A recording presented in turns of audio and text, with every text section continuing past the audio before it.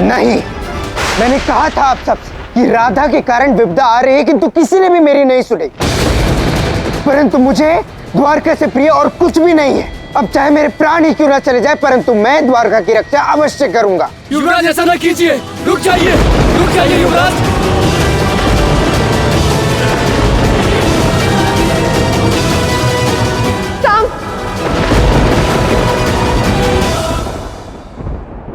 साम रुको, साम ये क्या कर रहे हो? बाहर निकलो।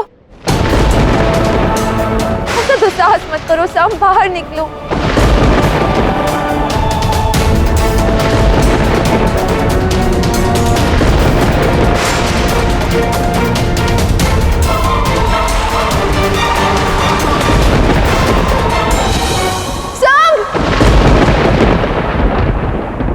लक्ष्मणा रोको उसे, उसके प्राण चले जाएंगे। देखो अपना अभिनय बंद करिए श्री राधा। अगर आर्य साम की और द्वारका की इतनी चिंता थी, इतना ही प्रेम था, तो आप यहाँ क्या कर रही है? द्वारका छोड़ के गई क्यों नहीं?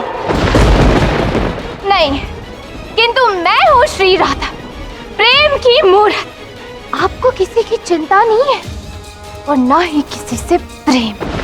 अगर ऐसा होता तो द्वारिका छोड़कर जाती, यहाँ रहकर सिकताएं नहीं लाती।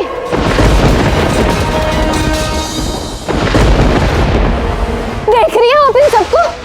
सब भूखे यहाँ भोजन बनाने के लिए अग्नि नहीं, लोगों के मन में आशा नहीं बची है। और क्यों? क्योंकि ये सब आपके कारण हो रहा है श्री राधा।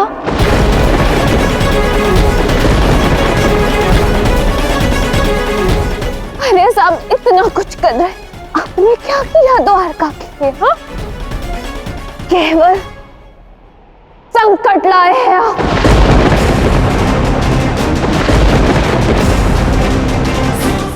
लक्ष्मणा, तो भली भांति जानती हूँ ना कि ये सब झूठ है। हम द्वारकावासियों से पूछ लेते। बताइए आप सब, क्या राधा कारण नहीं है इन सब की? नहीं, यही सत्य है। सारी समस्या का कारण केवल राधा है। राधा को जाना होगा।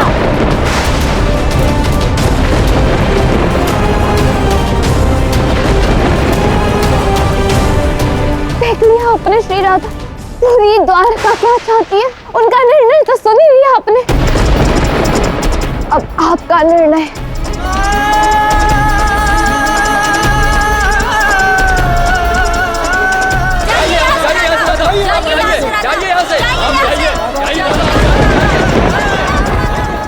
इस परीक्षा में हमें उत्तीर्ण होना है राधा। द्वारका वासियों का प्रेम, उनका विश्वास पुनः अर्जित हमें करना है। सामने अपनी घृणा का दांव तो खेल लिया, अब समय आ गया है हमारे प्रेम की शक्ति दिखाने का।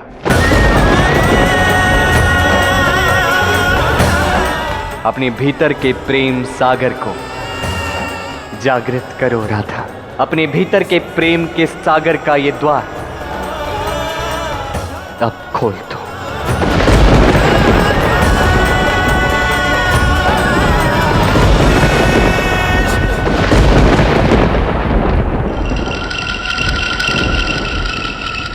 हे चंद्रदेव, आपको मेरे समक्ष प्रकट होना ही होगा, अन्यथा मैं साम आपके तप में अपने प्राणों की आहुति दे दूंगा।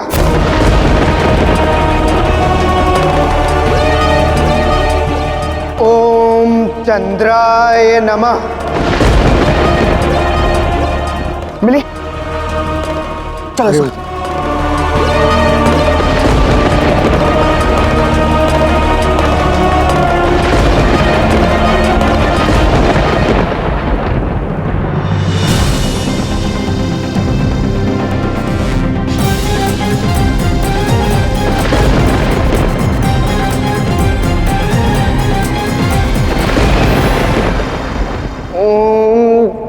चंद्राय नमः। ओम चंद्राय नमः। ओम चंद्राय नमः। महादेव, ये साम चाहता क्या है? प्रलय। सांप मेरा रुद्रांश है गौर, विनाश ही चाहेगा। किंतु महादेव, इसका अर्थ ये नहीं कि वो देवी राधा को इतना कष्ट दे। देखिए तो कितना सता रहा है वो राधा को। आप तो महादेव हैं, रोकिए अपने अंश को, बता दीजिए कि राधा कौन है। बोल दीजिए कि वो कितनी बड़ी भूल कर रहा है। गौर, नियति ने सांप के लिए एक भिन्न यात्रा सोच रखी है, मैं उसमें हस्तक्षेप नहीं कर सकता। आप हस्तक्षेप नहीं कर सकते, मेरे भ्राता कृष्ण करना नहीं चाहते। अब क्या साम आपके शीश से चंद्रमा ले जाएगा? महादेव, कम से कम आप साम की तपस्या तो रोक सकते हैं। गौर, भगवान अपने भक्त को तपस्या से भला कैसे रोक सकता है? अब आगे जो कुछ भी होगा वो प्रभु श्री हरि की इच्छा से होगा।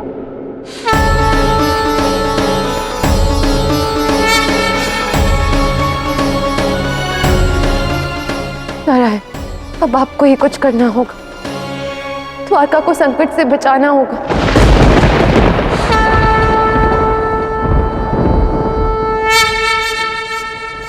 कहाँ थे तुम कृष्ण? कब से ढूंढ रही हूँ तुम्हें। मुझे ढूंढ रही हो इसलिए आ गया था। अब आए हो तो समस्या का हल भी दे दो। सामने अपनी हर सीमा लांघ दी है कृष्ण। यदि उसकी तपस्या पूर्ण हुई तो द्वारका का नाश होगा, यदि तपस्या नहीं पूर्ण हुई तो उसके प्राण संकट में आ जाएंगे कृष्ण। दोनों दशाओं में मुझे कहीं भी शांति नहीं मिलेगी। क्या श्रेष्ठ यही होगा कि मैं यहाँ से चली जाऊँ, साम के प्राण भी बच जाएंगे और द्वारका को ये प्रकोप भी नहीं सहना होगा। शांत, बस शांत हो जाओ राधा। शांत चित्त से सोचो, जो भी तुम्हारे प्रश्न है उसका उत्तर तुम्हें स्वयं में मिल जाएगा। कैसे शांत रहूं कृष्ण? तुम ही कोई मार्ग बता दो। तुम तो कहते हो ना कि तुम्हारा महादेव से सीधा संपर्क है। उनसे बात करो, उनसे कहो कि द्वारका पर आशीष बरसाए। अवश्य प्रयास करता रहता, यदि ये समय मेरा होता, पर ये समय तुम्हारा है। ये संसार देखेगा कि राधा क्या करती है, मुझसे पूर्व अपना नाम कैसे ग्रहण करेगी। और मुझे तुम पर पूर्ण विश्वास है राधा, और इसी विश्वास के बल पर मैंने साम की चुनौती स्वीकार की। कृष्ण, मेरे कष्ट न से द्वारका वासियों के कष्ट कम कर सकते हो ना? अर्थात तुम कुछ नहीं कर सकते। तुम अवश्य ही कुछ न कुछ छुपा रहे हो कृष्ण। कहो क्या बात है?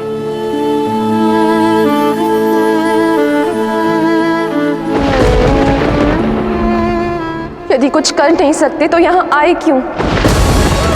लौट जा, मुझे नारायण की पूजा करने दो। बस वही एकमात्र सहारा रह गए।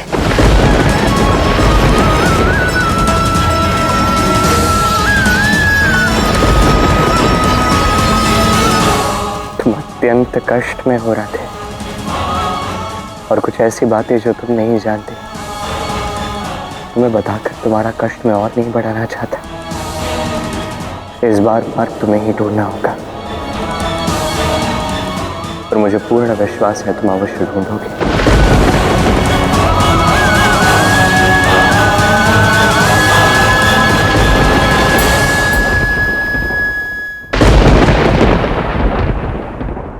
क्या मेरा पुत्र अभी भी भीतर है? लक्ष्मण, आज 3 दिवस हो गए मेरे पुत्र को इस शीतल बर्फीले झील में गए हुए। अभी तक उसकी एक झलक नहीं देखी। पुत्र बाहर आ जाओ, सरोवर जमने ही वाला है।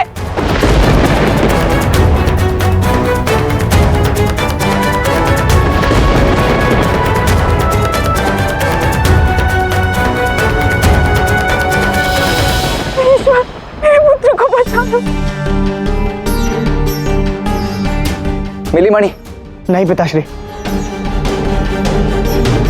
है तो यहीं कहीं, बस हम उसे ढूंढ नहीं पा रहे। एक बार वो मणि मिल जाए,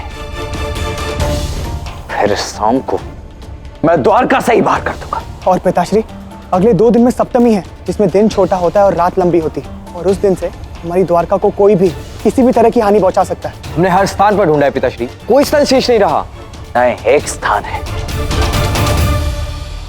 दक्षिण की वो भयानक गुफाएं अभी शेष हैं। परंतु शाम काका वहां जाएंगे क्यों?